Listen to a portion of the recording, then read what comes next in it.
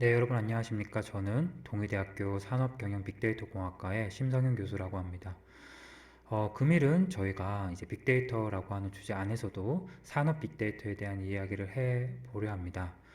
구체적인 이번 강의의 주제는 산업 빅데이터에 대한 이해 및 실일 적용 사례라고 하는 주제로 이야기를 해볼까 하고요. 빅데이터 안에 들어가 있는 그런 이제 실제 산업 현장에 수집되는 그런 산업 빅데이터에 대해서 한번 이해를 해보고 더 나아가서 이제 제가 했던 과거 프로젝트 사례를 기반으로 해서 어떻게 하면 이런 산업 빅데이터를 절차에 맞게 분석할 수 있고 실제로 어떻게 적용하는지 그 사례에 대해서 한번 이야기를 나눠보는 시간을 가져보도록 하겠습니다. 네, 금일 강의의 순서입니다. 먼저 저희가 빅데이터에 대한 개념을 먼저 간략하게 이야기를 해볼 거고요. 그런 다음 이제 금일 강의의 메인 토픽인 산업 빅데이터가 도대체 무엇인지 그 정의와 도대체 어떤 걸 산업 빅데이터라고 하는지 그 종류에 대해서 이야기를 해보려고 합니다. 그런 다음 이제 산업 빅데이터를 분석하기 위한 어떤 일반적인 절차에 대해서 이야기를 해볼 거고요. 그리고 이제 많은 산업 빅데이터 분석 프로젝트를 한 경험들이 있지만 그 안에서도 좀 공개할 수 있는 이런 항만 물류와 그리고 이제 해양 경찰 쪽의 어떤 공공 데이터를 기반으로 한 그런 분석 적용 사례에 대해서 한번 간략하게 소개를 해보는 시간을 가져보도록 하겠습니다. 자, 먼저 빅데이터에 대한 개념에 대해서 한번 이야기를 해보도록 하겠습니다. 빅데이터의 개념은 사실 잘 알고 계시는 분도 있을 거라고 하는데요. 이제는 그런 어려운 개념이라기보다는 저희한테는 굉장히 친근한 어떤 개념이라고 보실 수 있습니다. 일반적인 데이터를 이제 벗어나서 훨씬 큰 양의 어떤 데이터를 나타내는 어떤 의미가 되겠는데요. 이 빅데이터에 대한 어떤 정의를 다양한 기관 그리고 다양한 곳에서 빅데이터를 정의를 하고 있습니다. 먼저 몇 가지 정의들을 좀 살펴보겠는데요. 먼저 첫 번째로 이제 대표적으로 이제 위키피디아의 어떤 정의를 한번 살펴보면요. 기존의 데이터베이스 등 기존의 데이터 처리 응용 소프트웨어로는 수집, 저장, 분석, 그리고 처리가 어려울 정도로 방대한 양의 데이터를 의미합니다.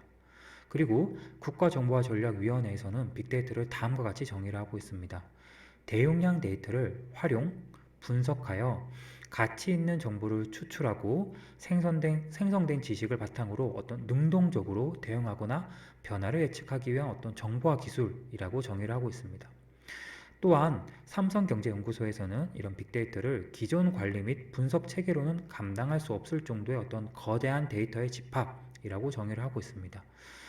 각각의 어떤 저희가 지금 세 가지 정의를 한번 살펴보았는데요. 조금씩 정의하고 있는 어떤 그런 뎁스는 다를 수 있으나 굉장히 거대한 데이터를 빅데이터라고 한다라고 하는 것은 어떤 공통적인 정의인 것 같습니다. 그럼 이런 빅데이터의 어떤 등장 배경에 대해서 한번 살펴볼까 하는데요. 저희가 1970년대부터 시작을 해서 지금 이제 AI 시대까지 이제 점차 어떤 스마트화 되고 있는데요.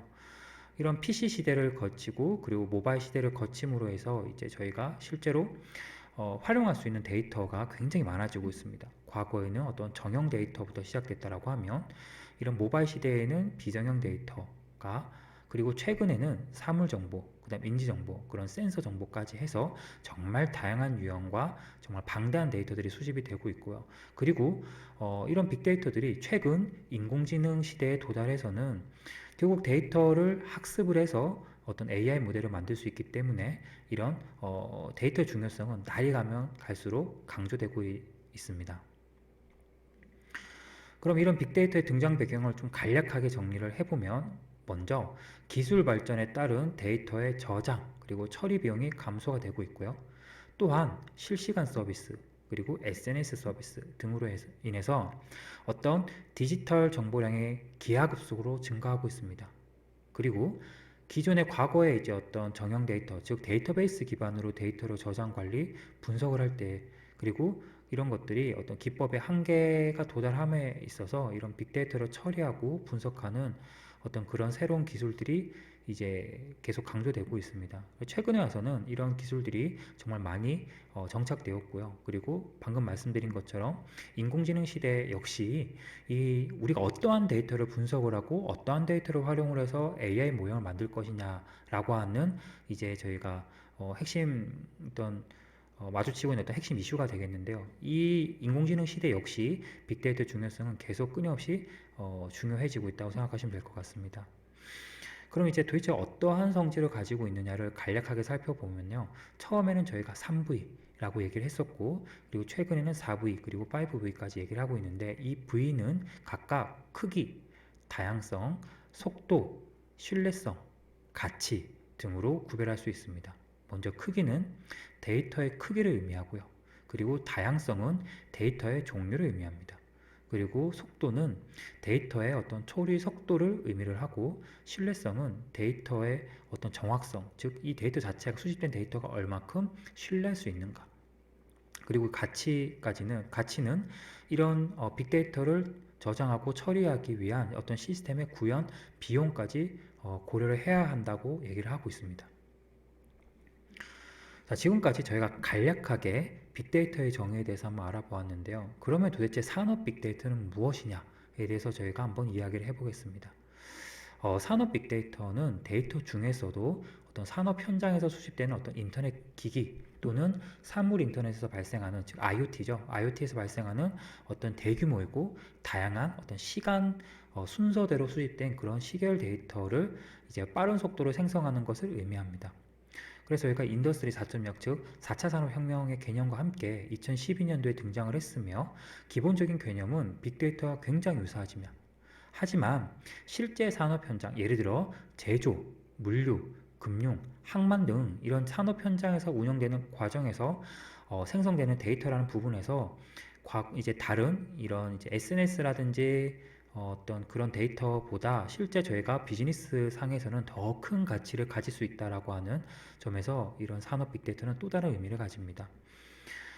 산업 빅데이터는 이제 다양한 산업 현장에서 정보 시스템, 예를 들어 ERP, MS, CRM 등과 같이 이런 정보 시스템에서 수집되는 어떤 정형 데이터뿐만 아니라 IoT와 같은 다양한 센서 데이터에서 수집되는 이런 데이터이고, 이런 데이터를 직접적으로 활용을 해서 다양한 이제 제조, 물류, 금융, 항만 분야의 문제를 해결할 수 있는 키로서 실제 산업 현장에서는 인식되고 있습니다. 그리고 실제 기업 현장에서는 빅데이터, 즉 자신들의 어떤 기업에서 운영을 하는 동안 수집된 이런 산업 빅데이터를 어떻게 잘 활용하냐에 따라서 향후에 어떤 AI를 적용한다든지, 그리고 어떤 로봇을 적용한다든지, 그리고 더 나아가서 어떤 자동화를 한다든지, 이런 것들을 어떤 새로운 알고리즘 적용하는 데 있어서 이런 산업 빅데이터는 굉장히 키로서 인식되고 있습니다.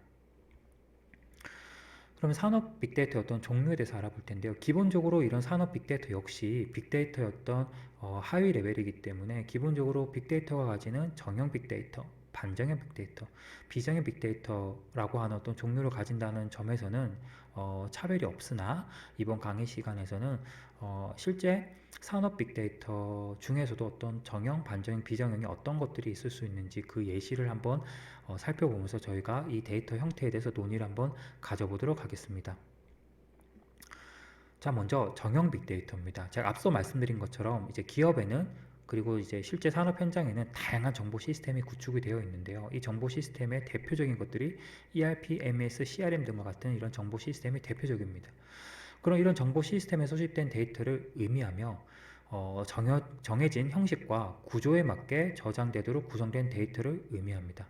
자, 앞에 보시는 이 데이터는 실제 항만에서 운영되는 항만 물류 운영 정보 시스템에 소집된 어떤 정형 빅데이터 예시이고요. 각각의 이제 항만에 처리된 어떤 컨테이너들이 도대체 어떤 배에서 어떤 장비가 어떤 작업을 했고, 그 컨테이너의 어떤 성격이 어떻고, 그리고 이제 어디에 저장이 되어 있고, 그때 작업이 순서가 어떻게 되고, 어떤 작업이 언제 됐고 언제 끝났는지, 이런 정보들이 기록되어 있는 실제 데이터의 예시입니다. 그래서 아마 여러분들께서 실제 어떤 ERP나 MS 시스템에서 살펴보면 앞서 보시는 이런 예시 데이터와 굉장히 유사한 것들을 보실 수 있을 텐데요. 이런 것들이 일반적인 산업 빅데이터 중에서도 대표적인 정형 빅데이터였던 예시를 보여준다고 볼 수 있습니다. 자, 두 번째는 반정형 데이터입니다. 이제 반정형 빅데이터는 데이터의 형식과 구조가 조금 비교적 유연하고 이런 스키마 정보와 함께 어떤 데이터의 밸류도 함께 파일 형식으로 제공이 되는 이런 대용량 데이터인데요. 대표적으로 이제 형식으로는 JSON, XML, RDF, HTML 같은 형식들이 있습니다. 대표적으로 저희가 이제 정형 빅데이터 이제 말고 실제로 어떤 센서 데이터라든지 그리고 최근에 이제 이런 XML이라든지 JSON 파일을 기반으로서 통신을 하는 통신을 주고받는 데이터 같은 경우에는 이런 반정형 빅데이터 형식을 많이 띄고 있고요. 그리고 실제 산업 현장에서 IoT 센서 데이터 같은 경우에도 앞서 보시는 이런 반정형 빅데이터 형식을 많이 띄고 있다는 것이 하나의 특징이 되겠습니다. 마지막으로는 이제 비정형 빅데이터인데요. 구조가 정해지지 않은 데이터의 대부분을 의미를 합니다. 예를 들어서 동영상, 이미지, 음성, 그리고 이런 댓글, 텍스트 데이터 등을 의미를 하고요. 이제 앞서 보시는 이제 이미지 데이터 같은 경우에는 실제로 어떤 제조 현장에서 수집되는 어떤 하나의 비전 데이터라고 보실 수 있고요. 이것은 자동차 회사에서 이제 부품 회사에 수집된 어떤 비전 인식을 하기 위한 어떤 그런 데이터 셋입니다. 볼트의 어떤 품질을 비전으로 이제 디텍션하는 어떤 그런 데이터인데요. 앞서 보시는 이런 이미지 데이터를 기반으로 해서 지금 실제 산업 현장에서는 이 만들어진 어떤 상품이 양인지 불량인지를 이제 사람이 아닌 AI가 자동으로 할 수 있도록 이런 데이터를 수집을 많이 하고 있고요. 그리고 이제 앞서 보시는 이런 텍스트 데이터 역시 많이 활용이 되고 있는데요. 앞서 보시는 텍스트 데이터 같은 경우는 이제 오픈된 어떤 영화 리뷰이긴 하지만 실제로 산업 현장에서도 앞서 보시는 이런 텍스트 데이터가 굉장히 많이 활용되고 있습니다. 저희가 흔히 이제 일을 하면서 발생하던 그런 이제 메일이라든지 그리고 이제 어떤 보고서라든지 역시 텍스트 데이터이고 이런 데이터를 기반으로 해서 저희가 실제 많은 문제에 적용하고 활용할 수 있다는 점에서 이런 텍스트 데이터 역시 의미가 있다고 보실 수 있습니다. 다음으로는 저희가 산업 빅데이터의 어떤 분석 절차에 대해서 한번 이야기를 해보도록 하겠습니다. 산업 빅데이터 분석 절차 역시 이제 일반적으로 데이터 마이닝 혹은 데이터 분석의 절차와 굉장히 유사한데요.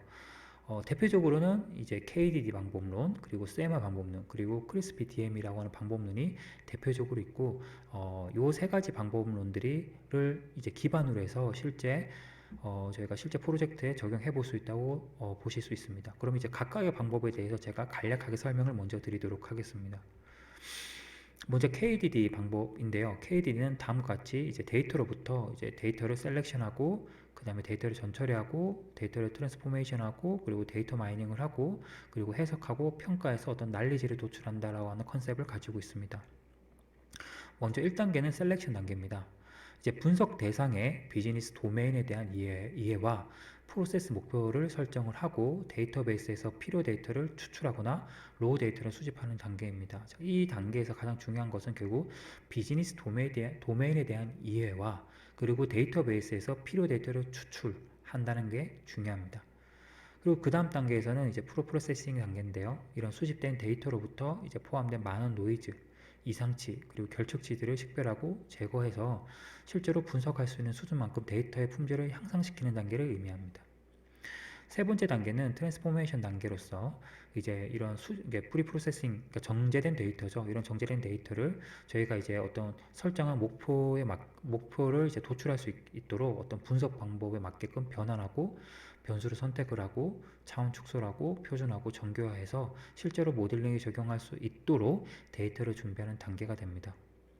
네 번째 단계에서는 데이터 마이닝 단계로서 저희가 처음에 설정한 분석 목적에 맞는 이제 분석 기법을 선택을 해서 유의미한 인사이트를 찾거나 이제 목적에 맞는 모델링을 적용한 단계라고 보시면 되고요. 마지막 단계에서는 분석 결과를 해석하거나 이제 만들어진 모델을 평가하는 단계로서 도출된 인사이트를 실제로 비즈니스에 활용하기 위한 어떤 전략을 수집하는 단계로 구성이 되어 있습니다.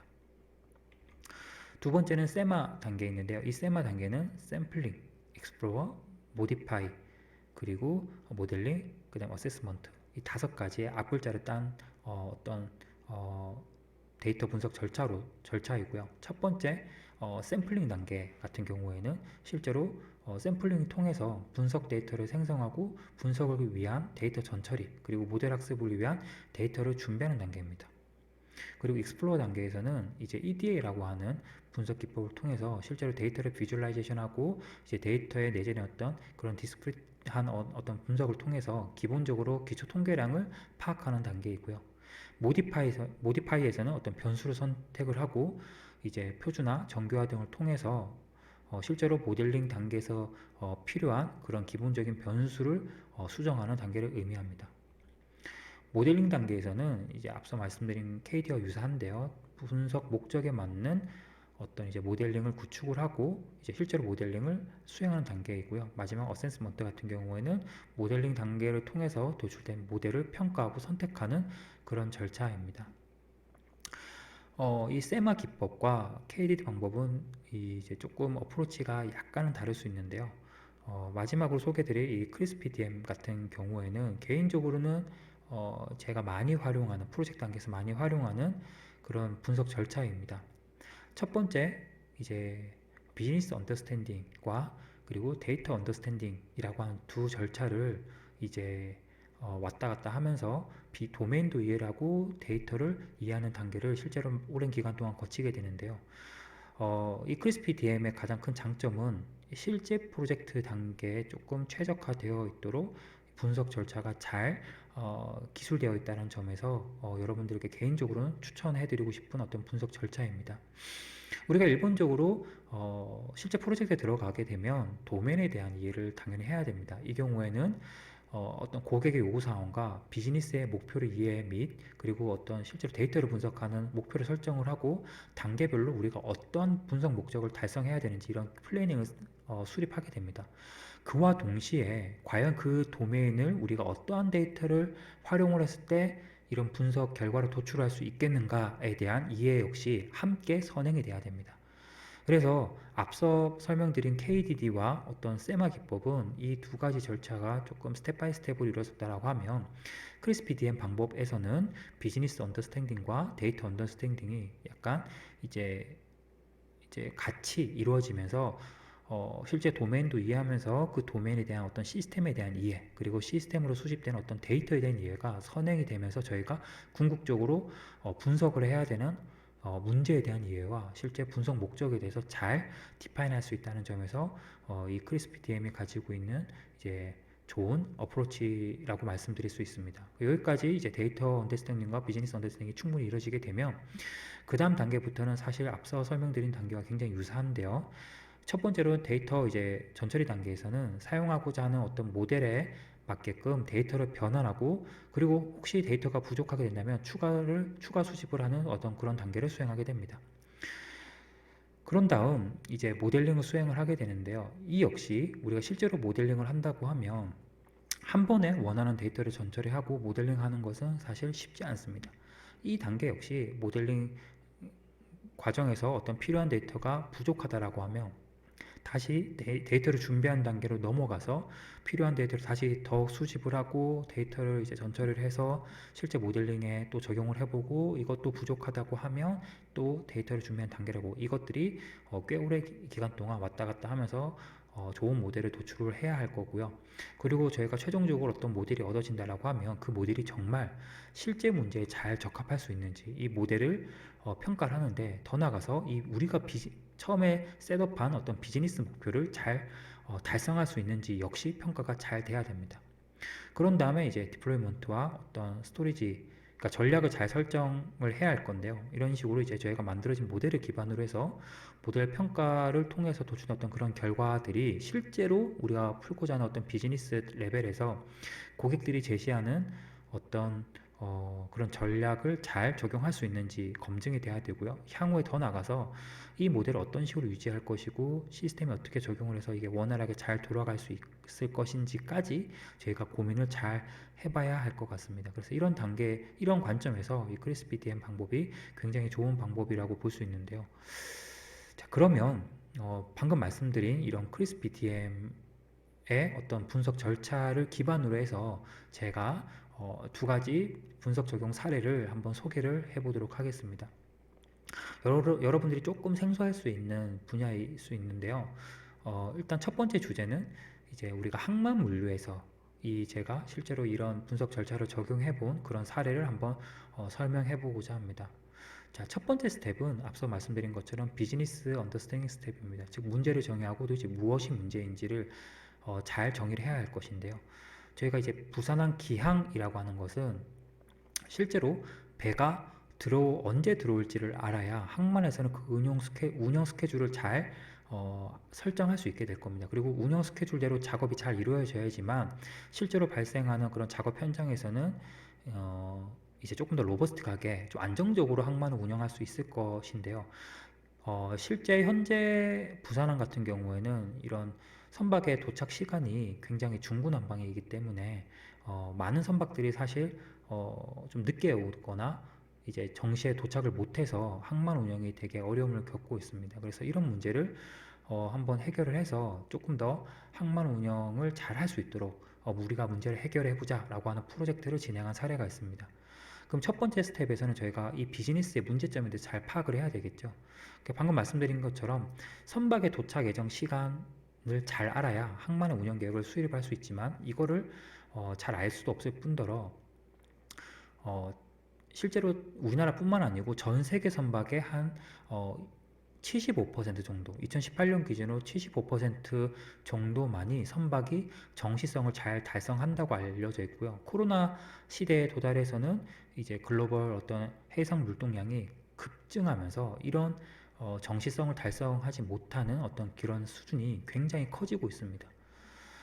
그래서 저희가 이제 부산항의 좀 실태를 더 잘 알아보기 위해서 이 포트미스라고 하는 이제 실제로 우리나라 선박들이 그리고 해외 선박들이 입항하고 출항할 때 어떤 신고를 하는 그런 신고 데이터들이 있는데요.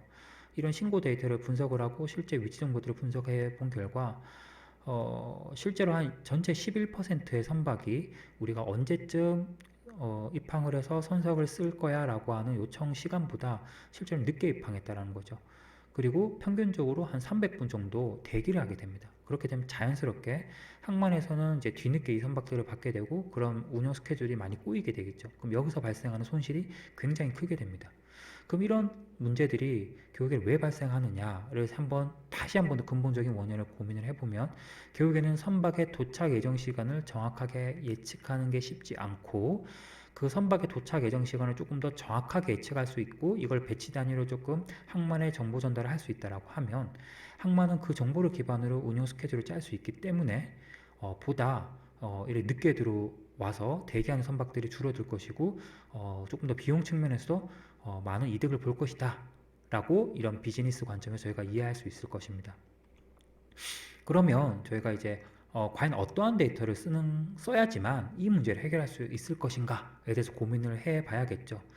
그러면 이제 우리가 해운하고 항만이라는 관점에서 살펴보면 배는 아마 해운의 관점일 것이고 이걸 운영하는 항만은 이제 항만이라는 관점일 것인데요. 각각의 개별 시스템이 있습니다. 해운 같은 경우에는 이제 선박의 위치 정보를 기록하는 AIS 시스템이 있을 것이고요. 항만 같은 경우에는 이제 터미널 오퍼레이팅 시스템, 흔히 토스라고 불리는 어떤 정보 시스템이 있습니다. 그리고 외부에서 트럭이 왔다 갔다 하는 이런 RFID 시스템이 있을 것인데요. 이런 데이터를 한번 활용해 볼 수 있을 것입니다. 그럼 이 경우에 먼저 AIS 시스템 같은 경우는 앞서 보시는 것처럼 이런 타임 스탬프 그리고 선박의 어떤 식별자 그 다음에 선박의 어떤 기록들 그때 당시의 속도와 그 다음에 선박이 가고 있는 어떤 방향 그 다음에 선박의 어떤 스펙들이 다음과 같이 기록된 데이터를 활용할 수 있을 것이고요. 그리고 항만 같은 경우에는 이제 이런 터미널 오퍼레이팅 시스템 같이 그 각각의 컨테이너들이 어느 배에서 왔고 어떤 장비를 이용을 해서 이런 것들을 작업을 했는지에 대한 기록이 남겨져 있는 이런 터미널 오퍼레이팅 시스템과 이런 RFID 시스템을 기반으로 해서 한번 저희가 이 문제를 해결해 볼 수 있을 것 같습니다. 그럼 저희가 이 데이터 전처리 단계에서는 첫 번째로 해야 될 것이 통합 데이터셋을 구축을 하는 겁니다. 왜냐하면 저희가 분석하고자 하는 어떤 시점에 해양 쪽의 데이터, 즉 선박의 데이터와 실제로 터미널이 작업한 데이터 간의 동기화가 되어 있지 않을 것인데요. 그리고 더 나가서 이런 신고 데이터라든지 그리고 추가적으로 이제 기상 데이터라든지 이런 것들을 통합 데이터셋을 잘 구축을 해서 분석을 해야지만 실제로 저희가 이런 산업 빅데이터 같은 경우는 여러 어떤 시스템에 데이터가 많이 흩어져 있는 경우가 굉장히 비일비재하고, 우리가 이 문제를 해결하기 위해서 어떠한 데이터셋이 필요할 것이며 그 데이터셋을 어떻게 위치 관점 그리고 시간 관점에서 동기화를 해서 통합 데이터를 구축을 잘 할 것인가가 사실 이 데이터 전처리 단계에서 고민해야 할 첫 번째 문제라고 볼 수 있습니다. 그래서 제가 실제로 프로젝트를 진행을 했을 때 사용했던 데이터는 어떤 부산 소재 터미널 운영 데이터, 즉 2년간 수집된 약 한 1600만 건의 이벤트 데이터, 굉장히 광범위한 어떤 그 산업 빅데이터 중에서도 전용 빅데이터를 활용을 했고요. 그리고 AIS 데이터, 그리고 1년간 부산항을 방문한 약 7만 5천 척으로부터 수집된 약 9억 건의 위치 이벤트 데이터, 처음에 받았을 땐 반정형 빅데이터였습니다. 이런 데이터를 기반으로 해서 이제 위치 정보를 분석을 했고요. 그리고 기상 데이터 역시 약 1년간 수집된 해양 기상 데이터와 기상 레이더 데이터를 활용을 했습니다. 자, 그런 다음에 저희가 이제 이 데이터를 활용을 해서 모델링을 해봐야 되겠죠. 모델링 단계에서는 이 데이터를 어떻게 적절하게 잘 활용을 해서 예측을 할 것인가 관점에서 진행을 했고, 이 당시에 이제 선박의 위치 정보를 이미지로 변환했습니다. 그리드 단위로 이미지로 변환을 하고, 그리고 주어진 기상 레이더 영상과 결합을 해서 이제 학습 데이터를 구축을 했습니다. 이 시공간 예측이라고 하는 방법을 활용을 했고요. 실제로 저희가 이 그리드로 표현을 하게 되면 개별 선박들의 어떤 위치 정보들이 그리드상에 표현이 될 거고, 이것들을 시간 단위로 이제 어떤 영상처럼 이제 변화하는 어떤 위치 값을 하나의 데이터셋으로 통합하게 되면 시간과 공간의 어떤 인포메이션을 하나의 데이터셋에 담게 됩니다. 이런 식으로 예측하는 것을 시공간 AI 예측이라고 하는데요.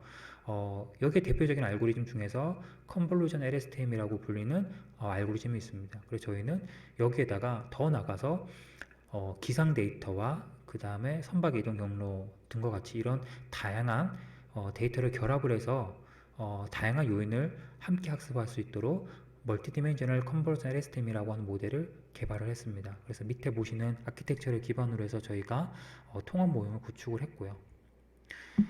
그런 다음에 저희가 당연히 모형의 평가를 해야 하겠죠.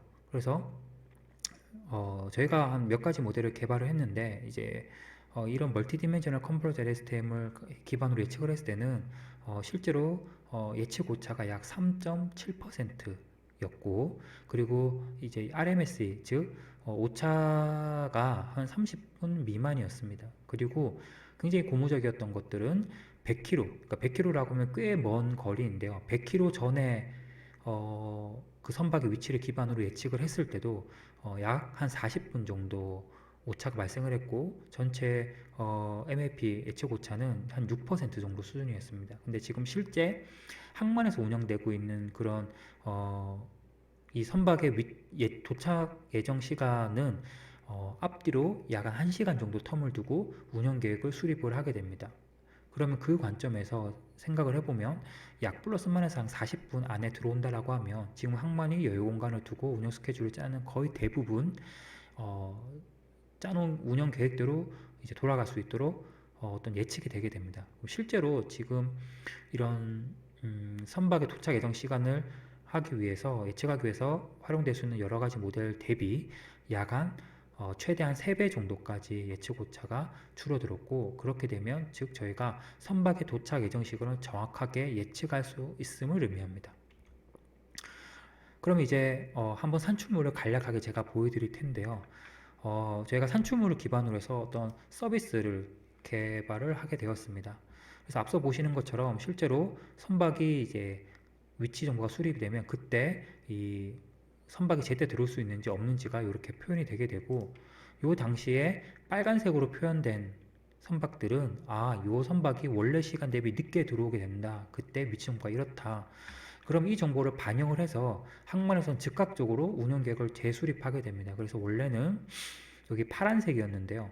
이거를 이제 빨간색, 이거 같은 경우 선석의 위치를 바꿀 수 있고 시간도 바꿀 수 있게 됩니다. 이런 식으로 동적으로 선박의 위치 정보를 수립을 하면서 이때 당시에 선박이 제때 올 것이냐 제때 오지 못할 것이냐를 먼저 디텍션을 하고, 그럼 만약에 선박이 제 시간에 들어올 수 없다라고 하는 어떤 이벤트가 디텍션이 되면 그 시점부터 선박의 도착 예정 시간을 새롭게 예측을 하고 예측된 정보를 항만 운영 계획에 반영을 해서 동적으로 최적화함으로써 항만의 운영 계획을 조금 더 최적화하고 선박이 늦게 들어옴으로 해서 항만이 입는 손해가 최소화가 되도록 어떤 이런 산출물을 기반으로 서비스를 구축을 하게 됩니다.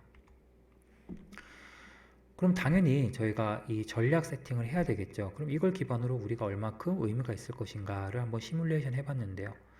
그럼 이제 선박의 정시성, 선박이 제때 들어오는 거를 한번 분석을 해봤더니 저희가 만든 예측 모형을 뭐 적용을 했을 때는 평균적으로 그냥 110분 정도, 약 거의 2시간 가까이 늦게 들어오게 되죠. 근데 예측 모형을 적용하면 약 25분 정도, 차이가 한 1시간 반 정도 줄게 되죠. 그러니까 기존에는 항만이 앞뒤 여유 공간을 뭐 1시간 정도 두고 했다라고 하면 지금은 그 정도 여유 공간을 두고 운영 계획을 짜게 되면 웬만하면 변동 없이 이제 실제로 항만이 잘 운영할 수 있게 된다라는 거고, 그리고 이제 앞뒤로 한 60분 정도를 봤을 때 여유 공간을 뒀을 때 실제로 선박이 잘 들어오는 어떤 비율이 35%인 반면에 정시성을 맞추는 비율이 거의 94%까지 증가하게 됩니다. 그리고 약 한 차이가 한 58% 정도 차이가 나게 되죠. 그러니까 굉장히 선박의 정시성을 잘 만족할 수 있을 것으로 기대가 됐었고요. 그리고 이런 차이는 자연스럽게 항만의 어떤 운영 비용을 극대화할 수 있을 것입니다. 그래서 당연히 제때 일을 할 수 있게 되니까 항만에서 발생한 어떤 운영 계획도 효율적으로 짤 수 있게 될 거고, 그럼 자연스럽게 항만의 생산성이 올라가게 됩니다. 이때 저희가 시뮬레이션 했을 때 약 한 달 기준으로 8,250벤 정도가 더 작업을 할 수 있었고, 1년 기준으로 약 10만 벤이었는데요. 이 지금 현재 1벤당 단가가 4만 5천 원을 고려했을 때 터미널 하나당 약 45억의 추가 수익을 창출할 수 있다는 어떤 결과가 나왔습니다. 그래서 부산항에 있는 전체 터미널이 사실 하나만 있는 것이 아니고 여러 개 터미널이 있기 때문에 이런 수익성은 훨씬 더 극대화가 될 것으로 예상이 되고, 이런 프로젝트를 기반으로 현재는 이 AI와 이런 빅데이터 분석을 통해서 항만의 어떤 운영을 최적화하고 이 정시성을 만족을 시키기 위해서 다양한 노력과 실제 어떤 적용하고 있는 프로젝트들이 요 프로젝트를 결과를 기반으로 해서 활발히 이루어지고 있습니다. 두 번째는 해양경찰 최적 배치 문제를 해결했던 어떤 그런 사례인데요. 마찬가지로 저희가 첫 번째는 이 도면에 대한 이해가 필요할 것입니다. 흔히 우리가 기대하는 어떤 그런 해양경찰 같은 경우에는 당연히 사고가 많이 나는 곳에 인원 배치가 많을 것이다 라고 생각할 수 있을 것인데요. 앞서 보시는 이제 왼쪽의 그림은 사고 빈도수를 시각한 거고, 오른쪽은 실제로 파출소 인원이 배치된 거를 이제 시각한 겁니다. 당연히 요 원의 크기가 클수록 빈도가 많은 걸 의미하는데요. 실제로 사고 같은 경우에 태안군이 정말 많지만 그에 반해 태안군에 배치되어 있는 해양경찰은 다른 데보단 적다는 걸 볼 수 있고요. 그리고 목포 같은 경우는 조금 이제 주요 이제 경찰청 이제 본청이 있긴 하지만, 그렇다 하더라도 이제 사고 대비 파출소 인원수가 굉장히 큰 걸 볼 수 있습니다. 그리고 뭐 포항이라든지 동해라든지 군산을 봤을 때 인원 대비 실제로 사고는 조금 적은 걸 볼 수 있는데요. 저희는 이런 불균형 문제가 발생했기 때문에 이거를 어떻게든 문제를 해결해야 한다라고 생각을 했습니다. 그런 다음 저희가 이제 실제로 세부적인 분석을 좀 추가적으로 해보면 이런 파출소 인원수와 사고 빈도수 간의 상관관계가 굉장히 작은 걸 볼 수 있는데요. 실제로 상관계수가 0.473 정도 수준으로 볼 수 있고요. 그리고 산점도를 그려본다 하더라도 비교적 선형적인 관계가 있긴 하나 간헐적으로 파출소 인원이 적은데 사고 빈도수가 굉장히 높은 지역들이 있습니다. 이런 지역은 조금 인원 보강이 필요하다라고 생각을 했고, 저희는 이 문제를 어떻게 해결할 것인가에 대해서 좀 고민을 하게 됐습니다. 계속 말씀드리지만 저희가 이런 비즈니스를 이해한다 하더라도 실제 데이터가 없거나 활용할 수 있는 데이터가 없다라고 하면 아무리 이 문제를 해결해야 한다 하더라도 문제를 당장 해결하기 불가능하겠죠. 그래서 이 문제를 해결하기 위해서 과연 어떠한 데이터를 쓸 수 있을까라고 고민을 했고, 이때 이제 공개된 어떤 공공 데이터 포털과 국가 통계 포털에 수집된 어떤 데이터를 기반으로 해서 저희가 분석과 이런 최적화 알고리즘을 구현하는 데이터베이스를 또 구성을 했습니다. 자, 그런 다음에 수집된 데이터를 기반으로 해서 실제로 우리가 알고리즘을 구축하기 위한 어떤 데이터를 판별을 하고 또 실제 알고리즘 구축할 때 어떠한 식으로 데이터를 써야 하는가에 대해 고민을 통해서 데이터의 전체를 수행하게 됩니다. 저희가 그때 고려했던 지역은 해양 파출소가 위치한 약 23개의 지역, 시군 단위이고 부산 지역만 9단위, 그리고 인천, 경기, 울산은 제외를 했고요. 그리고 파출소 인원수, 그리고 총 사고 발생수, 그 다음에 인당 사고수를 이제 저희가 따로 분석을 했는데, 이것은 실제로 배치된 파출소의 어떤 인당의 실제 사고 비율이 얼마큼 되는지를 조금 지표화해서 보고자 했기 때문에 이것도 아마 저희가 데이터로서 활용을 했습니다. 이 분석을 위해서 저희는 유전 알고리즘을 활용을 했는데요. 유전 알고리즘을 활용해서 사고 발생 가능성이 높은 지역에 되도록 많은 해양경찰 파출소 안에 해양경찰 인원을 배치하기 위한 최적화 모델을 구축을 했습니다. 유전 알고리즘 같은 경우에는 생물의 진화와 유전자의 적자 생존 원리에 기반한 어떤 휴리스틱 기법을 의미를 하고요. 여러 유전자들이 모여 어떤 하나의 세대를 이루고 최적해를 찾기 위해 각 세대들의 평가를 해서 최적해를 찾을 때까지 이제 교배와 변이 현상 등을 통해서 새로운 세대를 생성을 하고 그걸 기반으로 최적화하는 알고리즘을 의미를 합니다. 아마 유전 알고리즘을 잘 아시는 분도 있을 테지만 조금 생소하신 분을 위해서 좀 이해를 돕고자 제가 간단한 영상을 하나 준비를 해봤습니다.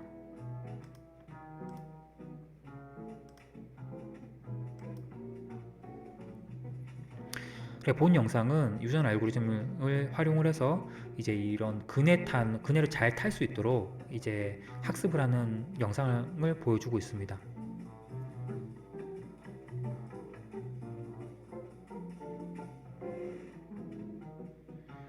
그래서 제가 인코딩을 할 때 서고 앙고를 각각 1과 0으로 하게 되면 그 만약에 111000 있으면 서고 앙고가 됩니다. 첫 번째 세대에서는 일반적으로 랜덤하게 유전자를 이제 생성을 하고 이제 보신 영상에서는 이 40초마다 이거 세대를 교체를 하는 식으로 아마 학습이 진행된 것 같습니다.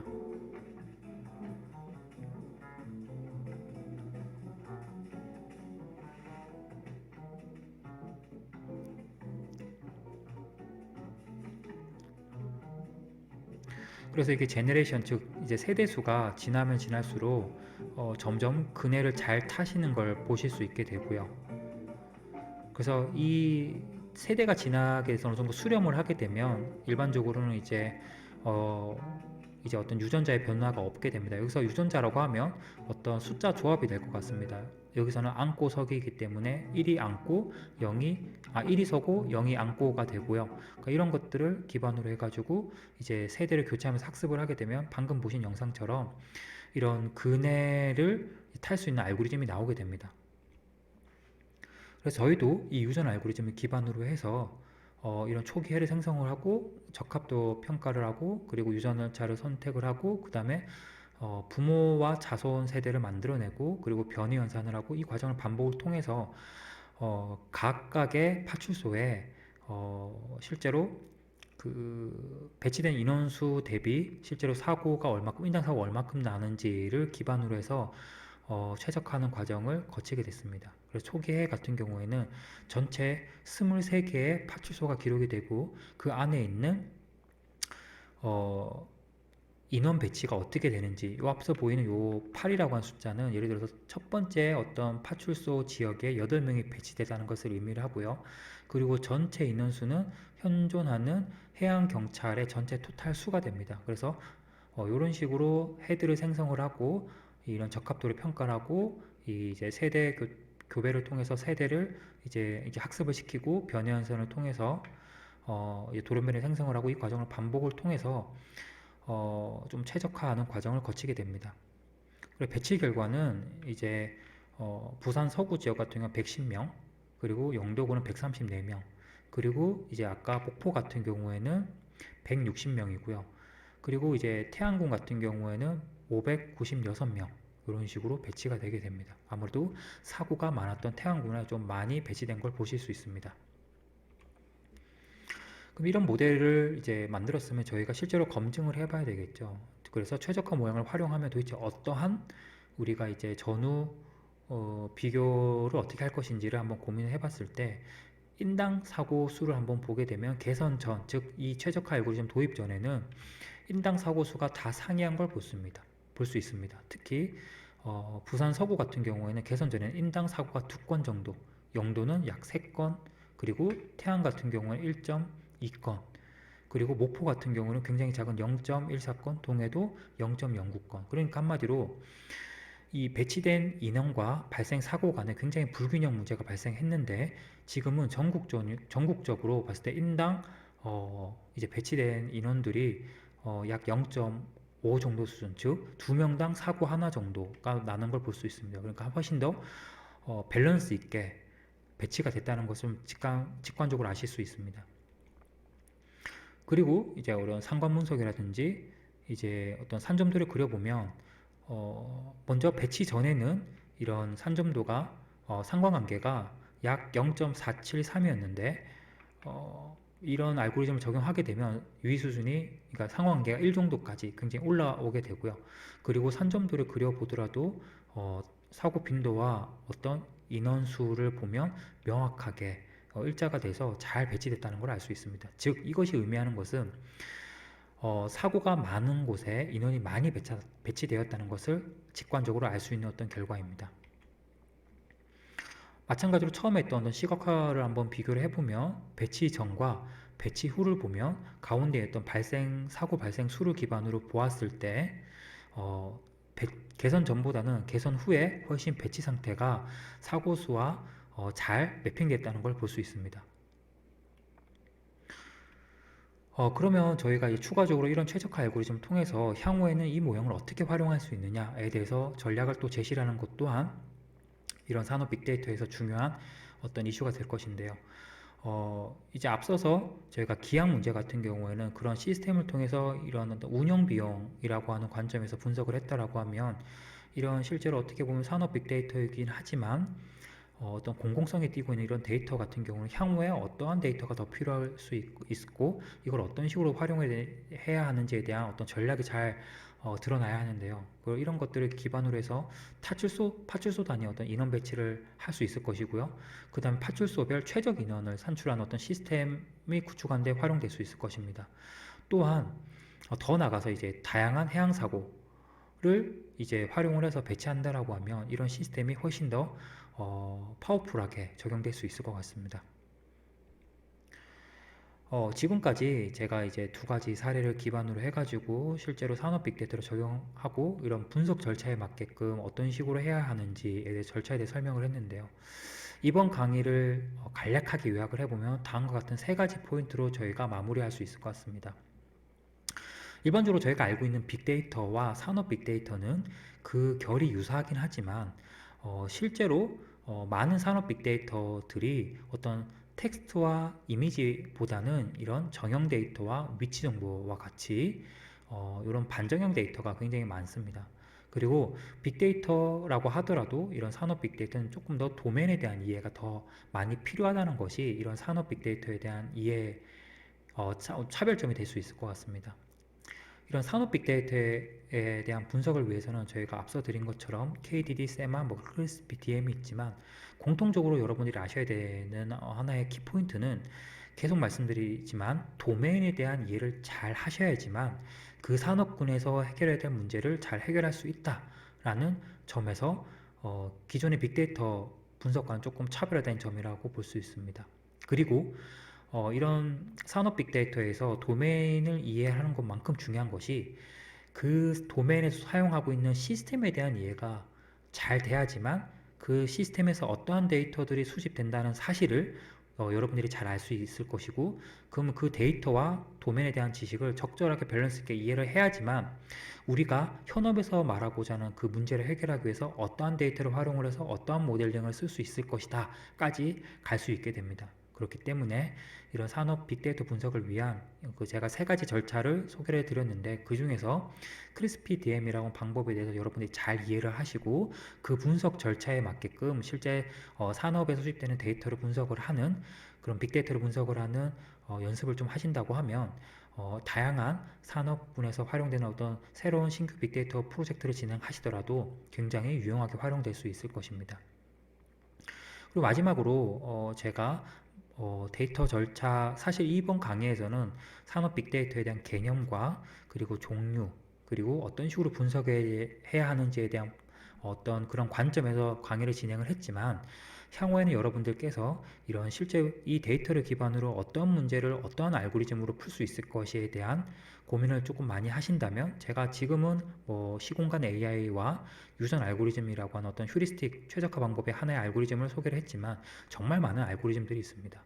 그래서 개별 문제별로 어떠한 알고리즘을 적용할 수 있고, 그 알고리즘을 활용하기 위해서는 어떠한 폼의 데이터가 필요한지에 대해서 여러분들께서 선제적으로 잘 추가적으로 학습을 좀 하신다면, 실제 산업 빅데이터 기반을 데이터 기반으로 해서 산업 문제를 해결을 잘 할 수 있을 것이고, 어떤 식으로 접근을 해야 되는지에 대한 이해가 차츰 높아질 거라고 생각이 됩니다. 자, 그럼 이번 강의는 여기까지고요. 다시 한 번 더 제 소개를 하면, 저는 동의대학교 산업경영 빅데이터 공학과의 심성현 교수였습니다. 감사합니다.